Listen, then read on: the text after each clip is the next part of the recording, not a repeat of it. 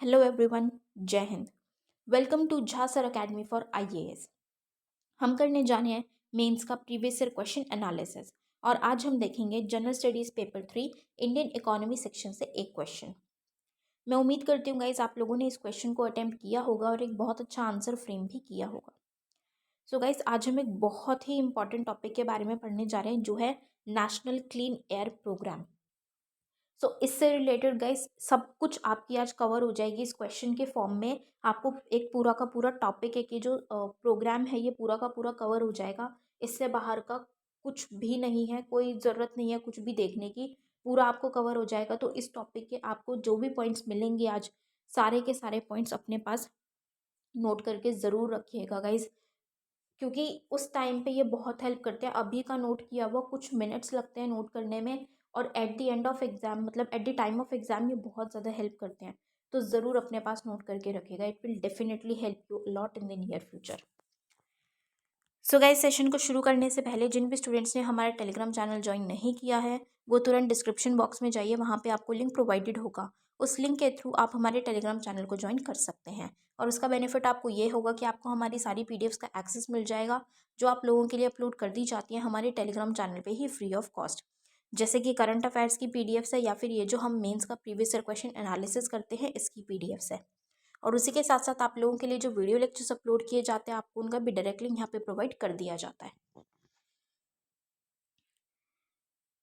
और गाइज अगर आप सीरियसली अपने एग्ज़ाम्स की प्रिपरेशन कर रहे हैं तो मैं कहूँगी कि आपको करंट अफेयर्स के लिए तो बिल्कुल परेशान होने की ज़रूरत नहीं है।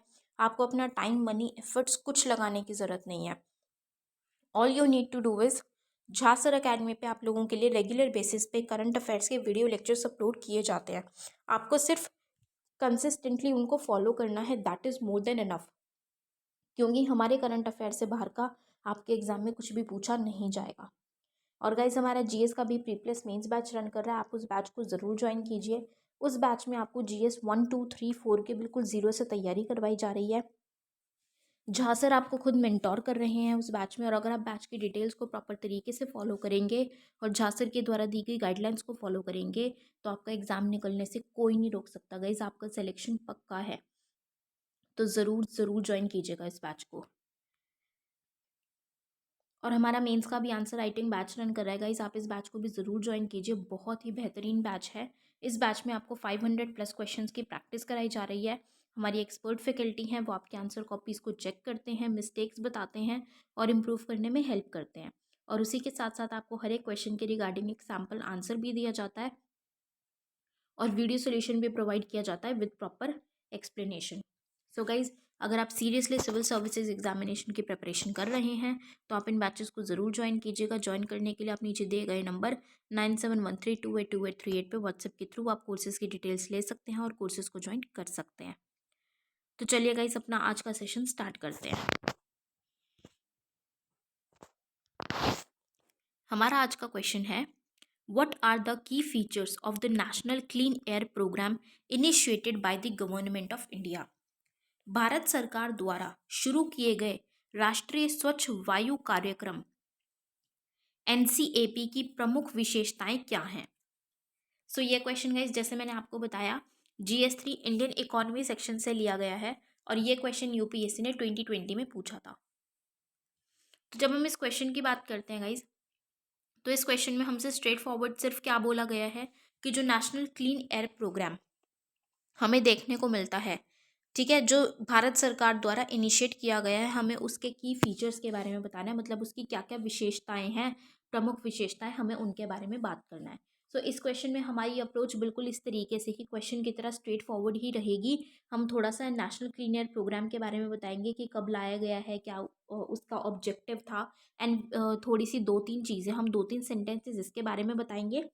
एंड देन हम डायरेक्टली अपने मेन पार्ट में इसके फीचर्स के बारे में बताएंगे, सारे के सारे इसके फीचर्स क्या क्या हैं, एंड एंड में हम कंक्लूड करते हुए अपने आंसर को फिनिश करेंगे। So let's start with our answer now. The central government launched National Clean Air Program NCAP as a long-term, time-bound, national level strategy to tackle the air pollution problem across the country. in a comprehensive manner with targets to achieve a 20% to 30% reduction in particulate matter concentrations by 2024, keeping 2017 as the base year for the comparison of concentration. तो ये basically क्या है, ये central government द्वारा क्या लाया गया था, ये एक लॉन्ग टर्म प्लान है कि लंबे के लिए चलेगा। नाम से ही समझ में आ रहा है, क्लीन एयर, मतलब कि जो हमारी वायु है, एयर है, उसको स्वच्छ बनाने के लिए, क्लीन करने के लिए। क्योंकि आज के टाइम पे हमें क्या देखने को मिल रहा है कि एयर पोल्यूशन बहुत ज़्यादा हो रहा है, हम बहुत ही ज़्यादा पोल्यूशन देखने को मिल रहा है, और पोल्यूशन की वजह से ही आज हम क्लाइमेट चेंज के इतने ज़्यादा इफेक्ट्स भी देख रहे हैं। तो क्लाइमेट चेंज को ठीक करने कर्ब करने के लिए, कार्बन एमिशंस को रोकने के लिए, पोल्यूशन को कंट्रोल करना बहुत ज़्यादा ज़रूरी है। तो उसको कंट्रोल करने के लिए नेशनल क्लीन एयर प्रोग्राम लाया गया था। ठीक है, तो ये एक टाइम बाउंड प्रोग्राम था, मतलब एक टाइम रखा गया था। क्या कि भाई हमें इसके जो टारगेट्स रखे गए, टाइम बाउंड मैनर पे रखे गए, कि इसका जो टारगेट है वो क्या है, कि जो पर्टिकुलेट मैटर की हम बात करते हैं, पीएम पर्टिकुलेट मैटर 2.5 है, 10 है, इनको हमें रोकना है, इनका जो कंसंट्रेशन है वो हमें कम करना है बेसिकली। और उसका टारगेट क्या रखा गया कि टाइम बाउंड की एक टाइम लिमिट रखी गई कि इतने में हम इतना टारगेट करना है। वो क्या है कि बेस ईयर रखा, मतलब कि एक कंपैरिजन के तौर पे, कि जितना 2017 में है पर्टिकुलेट मैटर की कंसंट्रेशन, जितनी हमें 2017 में देखने को मिलती है, हमें 2024 तक, अब टाइम रख दिया, टाइम बाउंड कर दिया कि 2024 तक हमें क्या करना है, 20 से 30% तक हमें कम करना है। तो टाइम बाउंड कर दिया कि 2024 तक करना है, और टारगेट्स दे दिए कि 20 से 30% तक हमें उसको कम करना है। राइट, तो ये था नेशनल क्लीन एयर प्रोग्राम। अब ये किस उद्देश्य के साथ लाया गया था, क्या इसके ऑब्जेक्टिव्स थे, हम उसके बारे में देखेंगे। तो इसके ऑब्जेक्टिव्स क्या हैं? First is to augment the capacity of air quality monitoring networks across the country to provide reliable data on the state of air pollution। मतलब कि जो एयर क्वालिटी है उसको ऑगमेंट करना, मतलब कितनी कैपेसिटी है, हमें उसको मॉनिटर करना है कि जो कंट्री में कितनी कैपेसिटी है, कि एयर क्वालिटी को कितना ज़्यादा मॉनिटर है, कितना ज़्यादा हम सही रख सकते हैं, उसको मॉनिटर कितना ज़्यादा हम कर सकते हैं, ताकि हमें एयर पोल्यूशन का पता चले। अब क्या चीज़ है, देखो, किसी भी चीज़ को अगर हमें ठीक करना है, सोल्यूशन निकालना है, तो पहले उस प्रॉब्लम का पता होना चाहिए, उस प्रॉब्लम की ग्रेविटी का पता होना चाहिए। अब अगर एक, जैसे डॉक्टर है, हम डॉक्टर के पास जाते हैं तो हमने उसको डिजीज़ बता दी कि अच्छा हमें ये प्रॉब्लम है। अब उस प्रॉब्लम के लिए डॉक्टर्स कई बार टेस्ट कराते हैं। वो टेस्ट कराने का मेनली रीज़न क्या होता है कई बार, कि हमें वो ग्रेविटी देखनी है। जैसे अगर फॉर एग्जाम्पल एक सिंपल इन्फेक्शन ही है, तो उस इन्फेक्शन के लिए भी टेस्ट कराया जाता है कि उसमें ये पता चल जाए कि इन्फेक्शन कितने लेवल पे है, क्योंकि उसी इन्फेक्शन के अकॉर्डिंग कितना परसेंट है, उसी के अकॉर्डिंग ही मेडिकेशन दी जाएगी। कि अगर कम इन्फेक्शन है तो लाइट मेडिसिन दी जा सकती है, या 2 to 3 डेज़ का कोर्स होगा, और ज़्यादा इन्फेक्शन है तो हैवी मेडिसिन दी जाएंगी, ज़्यादा डेज़ का कोर्स होगा, 5 डेज़ का या 7 डेज़ का कोर्स होगा। तो इस तरीके से उसको रखा जाता है। तो उन्होंने क्या किया, पहले प्रॉब्लम को देखा कि कितनी ज़्यादा है। तो वही चीज़ यहाँ पे की गई कि पहले एयर पोल्यूशन को देखना है कि कितना ज़्यादा है, उसको मॉनिटर करना है। जब वो पता चलेगा कितना ज़्यादा है, कितना है, उसकी मॉनिटरिंग प्रॉपर तरीके से हो पाएगी, और कितनी एयर क्वालिटी किस तरीके की है, तभी उसको सॉल्व किया जाएगा। मतलब तभी उसको हम पोल्यूशन को ख़त्म कर पाएंगे या कम कर पाएंगे। Right, next, to solicit public participation in planning and mitigation of air quality issues through public outreach, transparency by disseminating data in the public domain। क्या करना है अब जैसे एयर पोल्यूशन को देख लिया, कि मॉनिटर कर लिया, अच्छा कितना ज़्यादा है, हमें थोड़ा सा एस्टिमेट पता चल गया। अब क्या एक अथॉरिटी सिर्फ अपने ही लेवल पे कर पाएंगे पोल्यूशन को कम? पोल्यूशन है भाई, पूरे कंट्री पे, ऑल ओवर, हर एक जगह से, हर एक चीज़ से हमें पोल्यूशन देखने को मिलता है। क्या एक अथॉरिटी या एक लेवल पे हम कर पाएंगे? पॉसिबल ही नहीं है। उसके लिए हमें पब्लिक के पार्टिसिपेशन की ज़रूरत है। तो इसीलिए यहाँ पे उद्देश्य क्या रखा गया, कि हमें प्लानिंग में और एयर क्वालिटी को, एयर पोल्यूशन को हटाने में, कम करने में हमें पब्लिक की पार्टिसिपेशन की ज़रूरत है। हमें जनता को यहाँ पे लेके आना है, हमें सारी की सारी चीज़ें, सारा का सारा डाटा उनको बताना है कि क्या सिचुएशन है, हमें वो ट्रांसपेरेंसी रखनी है ताकि जनता भी, लोग भी, सिटीजन्स है वो इस पे काम करे, वो अपना योगदान दें, right. Next, to have realistic and measurable goals for prevention, mitigation and abatement of air pollution in a time bound manner। वही चीज़ है कि उसको एयर पोल्यूशन को प्रिवेंट करने के लिए कि और ज़्यादा ना हो, आगे जितना है अभी उससे और ज़्यादा ना हो। जैसे कि 2017 बेस ईयर लिया तो सबसे पहली चीज़ कि उसको प्रिवेंट करना है कि वो 2017 के लेवल से ज़्यादा ना हो। दूसरा, हमें उस लेवल से उसको कम भी लेके आना है, तो उसके लिए एक रियलिस्टिक गोल रखना है। ठीक है, रियलिस्टिक गोल रखा, मेजरेबल। ऐसा नहीं है कि ये बोल दिया कि हम तो बिल्कुल ख़त्म कर देंगे 2024 तक, नहीं। उन्होंने क्या रखा, रियलिस्टिक गोल जितना हो सकता है टाइम बाउंड मैनर में कि 2024 तक 20 से 30% हम उसको कम करेंगे। ठीक है, तो उसकी बात की गई कि रियलिस्टिक है, जो हम अचीव कर सकते हैं वही गोल यहाँ पे रखा गया। तो ये तो थे कुछ objectives national clean air programme के। अब हम बात करें इसकी विशेषताओं की कि क्या क्या फीचर्स हैं।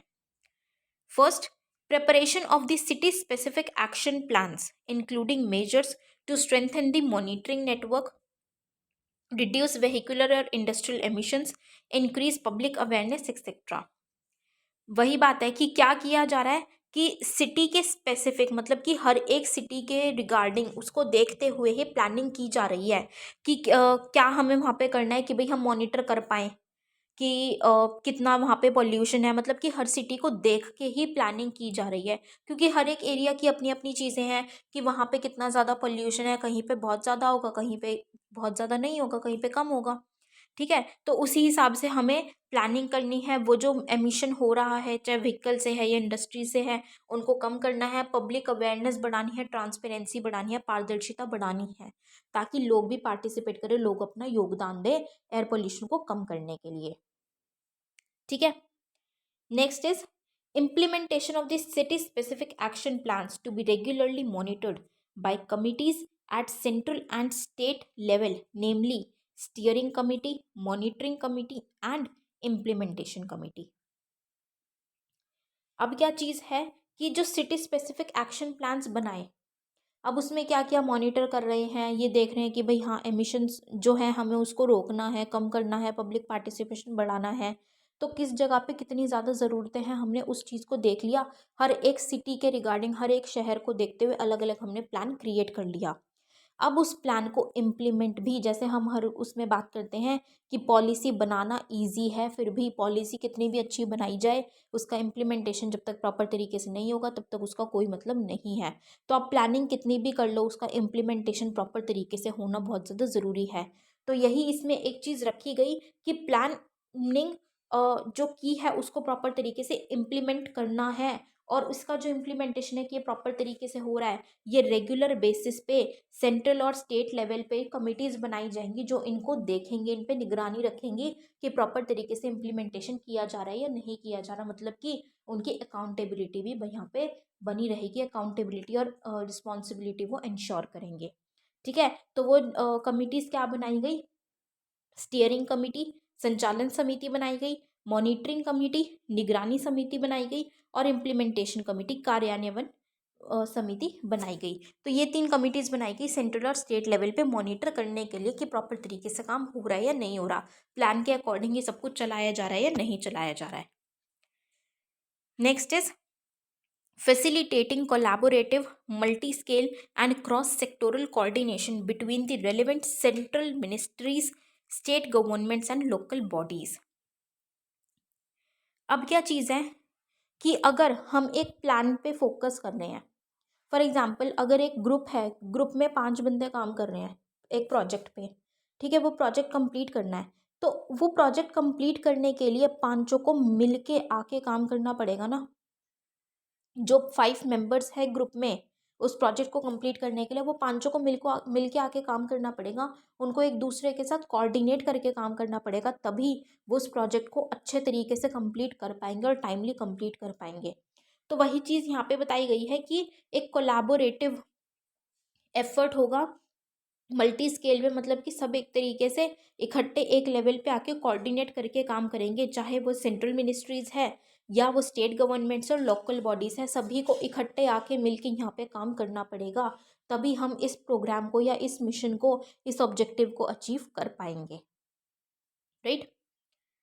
Next is establishing a right mix with the existing policies and programs, which include the National Action Plan on Climate Change and other government initiatives related to climate change. अब ऐसा नहीं है कि क्लाइमेट चेंज के लिए, air pollution के लिए यही एक प्रोग्राम चलाया गया है।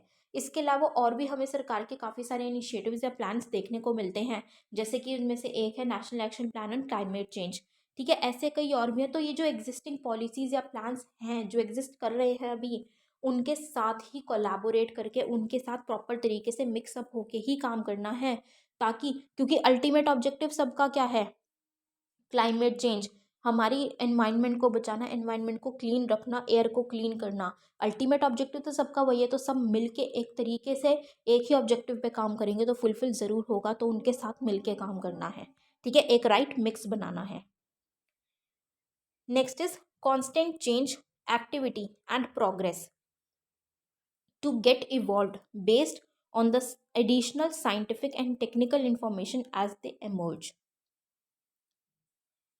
मतलब कि क्या है, जैसे जैसे क्या चीज़ हो रही है कि कोई भी मान लीजिए साइंटिफिक या टेक्निकल इंफॉर्मेशन आ रही है, क्योंकि क्या है कि हर बार चेंज होता रहेगा, कुछ कभी कुछ इन्फॉर्मेशन आएगी, कभी कुछ चीज़ आएगी, कभी कोई बेटरमेंट में होगा तो कभी कोई वर्ड्स में भी होगा। तो जैसे जैसे चीज़ें हमारे सामने आती जाएं, उसी हिसाब से उस पे एक फटाफट से उसको चेंज करना है। अगर प्लानिंग को चेंज करना है, अपने रूट को चेंज करना है, अपने प्रोसेस को चेंज करना है, अपनी किस तरीके से फंक्शनिंग कर रहे हैं, किस तरीके से काम कर रहे हैं, हमारी क्या एक्टिविटीज़ क्रिएट की गई हैं, ठीक है, क्या हमारा सेट ऑफ एक्शन है, वो सब चीज़ों को चेंज करने की अगर ज़रूरत पड़ती है उस टाइम पे, तो वो फटाफट से चेंज करना है। मतलब कि उस पे नहीं चलना है कि ये जो प्लान कर दिया, जैसे जो हमने बात की कि सिटी स्पेसिफिक एक्शन प्लान्स बनाए जाएंगे, ठीक है, तो उन्हीं एक्शन प्लान्स पे ही नहीं चलते जाना है। जैसे इन्फॉर्मेशन मिल रही है टाइम टू टाइम, उस इन्फॉर्मेशन को देखते हुए जिस चीज़ की रिक्वायरमेंट है, अगर चेंज की रिक्वायरमेंट है तो कॉन्स्टेंटली वहाँ पे चेंजेस करे जाए प्रॉपर तरीके से, उस एक्शन को, प्रोसेस को भी चेंज किया जाए जैसे कि करंट की डिमांड है। ठीक है, next is an increasing number of monitoring stations and emphasis on awareness and capacity building initiatives. मतलब कि मॉनिटरिंग स्टेशंस बहुत ज़्यादा होंगे और किस पे ध्यान दिया जाएगा ज़्यादा, कि अवेयरनेस हो और कैपेसिटी बिल्डिंग, मतलब कि ऐसे इनिशिएटिव्स लाए जाएंगे, जैसे कि हमने बात की कि पब्लिक की पार्टिसिपेशन बहुत ही ज़्यादा ज़रूरी है, क्योंकि ये सिर्फ अथॉरिटी नहीं कर सकती है, एक ही लेवल पे नहीं हो सकता, ये सेंट्रल लेवल पे भी ज़रूरी है, स्टेट लेवल पे भी, लोकल बॉडीज़ पे भी, उन सबको मिलके करना पड़ेगा। और उन्हीं के साथ साथ उन्हीं को वो कोऑर्डिनेट, तो उनको तो कोऑर्डिनेट करना ही करना है, उन्हीं के साथ साथ लोगों को भी कोऑर्डिनेट करना ज़रूरी है, क्योंकि जब तक लोग नहीं इस चीज़ के बारे में समझेंगे, लोगों में अवेयरनेस नहीं आएगी, उनमें जागरूकता नहीं आएगी, तब तक वो इसके लिए कुछ काम करेंगे ही नहीं, एयर पोल्यूशन को कम करने के लिए। तो इसीलिए लोगों की बहुत ज़्यादा ज़रूरत है। तो ऐसे इनिशिएटिव्स चलाए जाएँ जिससे कि लोगों के अंदर जागरूकता हो, अवेयरनेस हो, और जो भी प्लान किया जा रहा है, जो एक्शन प्लान है उसके हिसाब से जो भी काम किया जा रहा है, वो उसके लिए क्या हो, मॉनिटरिंग स्टेशंस काफ़ी सारे हों, मॉनिटरिंग स्टेशंस जिन पे, जैसे कि कुछ कमिटीज़ भी बनाई गई हैं जिनकी हमने बात की थी इम्प्लीमेंटेशन के लिए, कि भाई वो इम्प्लीमेंटेशन देखेंगे। उन्हीं के साथ साथ कुछ मॉनिटरिंग स्टेशंस भी बनाए जाएँ जो कि टाइम टू टाइम उनको चेक करते रहें कि वो काम जो हो रहा है, जो एक्शन प्लान है वो प्रॉपर तरीके से चल पा रहा है या नहीं चल पा रहा है, right. Next is setting up of certification agencies for monitoring equipment, source apportionment studies, emphasis on enforcement, specific sectoral interventions, etc. कि मतलब कुछ सर्टिफिकेशन एजेंसीज भी सेटअप की जाए, किसके लिए, कि वो मॉनिटरिंग, जो इक्विपमेंट्स वगैरह है जिनकी ज़रूरत है उनको मॉनिटर करें टाइम टू टाइम, ठीक है, सोर्स अपॉर्चनमेंट के लिए या एनफोर्समेंट पे, कि किस तरीके से क्या चीज़ें, प्लान को किस तरीके से एनफोर्स किया जा रहा है, क्या चीज़ों को एनफोर्स किया जा रहा है, उस पर ध्यान दें। ठीक है, सेक्टोरल इंटरवेंशंस की कहाँ पे किस चीज़ की ज़रूरत है, कहाँ पे इंटरवीन करने की ज़रूरत है, उनको ध्यान दिया जाए। तो उसके लिए सर्टिफिकेशन एजेंसीज भी सेटअप की जाए, उसकी भी यहाँ पे बात की गई, राइट। तो ये थे कुछ features national clean air programme के। Now on the concluding note, the overall objective of the NCAP is comprehensive mitigation actions for prevention, control and abatement of air pollution so that climate change and urban pollution can be reduced। तो overall अगर हम objective की बात करें तो इसका objective क्या था जो हमने बात की कि मिटिगेट करना है हमें, मतलब हमारे एक्शंस मिटिगेट करने के लिए हैं किसको, एयर पोल्यूशन को। कि हमें सबसे पहले जो हमने बात की थी कि हमें प्रिवेंट करना है, ठीक है, कि आगे एयर पोल्यूशन ना हो, कि जैसे हमने बेस ईयर 2017 रखा है तो उसके ज़्यादा एयर पोल्यूशन ना हो, हमें उसको कंट्रोल करना है और उसको मिनिमाइज करना है, मतलब रिड्यूस करना है टू एन एक्सटेंट। जो हमने टारगेट रखा है 20 to 30% बाय 2024 उसको हमें करना है, ताकि हम क्लाइमेट चेंज पे ध्यान रख सकें, उसको रोक सकें, और जो अर्बन पॉल्यूशन इतना ज़्यादा बढ़ता हुआ जा रहा है हम उसको कम कर पाएँ और अपनी लोगों को क्लीन एयर दे पाएँ। क्लीन एयर भी क्या है, हमारा आर्टिकल 21 एक फंडामेंटल राइट ही है, राइट टू क्लीन एयर। तो वो लोगों को उनका फंडामेंटल राइट दिया जाए, ठीक है। So this was all for this question guys. I hope you all have like this analysis. अपना फीडबैक ऐसे हमारे साथ कमेंट सेक्शन में ज़रूर शेयर कीजिएगा। So with this we end up this session today here guys. Thank you so much, have a great day ahead. Jai Hind.